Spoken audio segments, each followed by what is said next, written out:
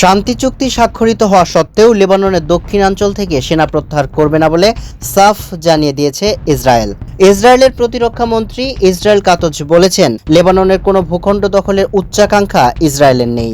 তবে দেশটির প্রতিরোধ যোদ্ধা হিজবুল্লাহ নিরস্ত্র না হওয়া পর্যন্ত ইসরায়েলি সেনাবাহিনী 1 মিলিমিটারও সরবে না। সোমবার ইসরায়েলের গণমাধ্যম টাইমস অফ ইসরায়েলে এক প্রতিবেদনে এ তথ্য জানানো হয়েছে।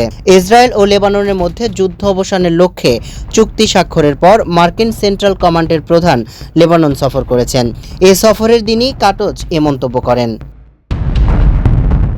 মার্কিন পররাষ্ট্র দপ্তরে প্রকাশিত নথিতে বলা হয়েছে, চুক্তি অনুযায়ী লেবানন সশস্ত্র গোষ্ঠীকে নিরস্ত্র করবে এবং সংশ্লিষ্ট কাঠামো ভেঙে ফেলে দেশের সার্বভৌমত্ব পুনঃপ্রতিষ্ঠা করবে। এর ফলে ইসরায়েলি সেনা প্রত্যাহারের পথ উন্মুক্ত হবে। লেবাননের প্রেসিডেন্ট জোসেফ আউন বলেন, হিজবুল্লাহকে বিতাড়িত করতে সেনাবাহিনীকে ইসরায়েল সীমান্ত পর্যন্ত মোতায়েন করার পরিকল্পনা করা হচ্ছে। এদিকে ইসরায়েল গত রাতে দক্ষিণ লেবাননের হিজবুল্লাহর লক্ষ্যবস্তুতে আবারও হামলা চালিয়েছে। ওই এলাকায় সেনাদের উপর গোষ্ঠীটির হামলার জবাবে এ হামলা চালানো হয়েছে। সামিউল ইসলাম, মানবকণ্ঠ।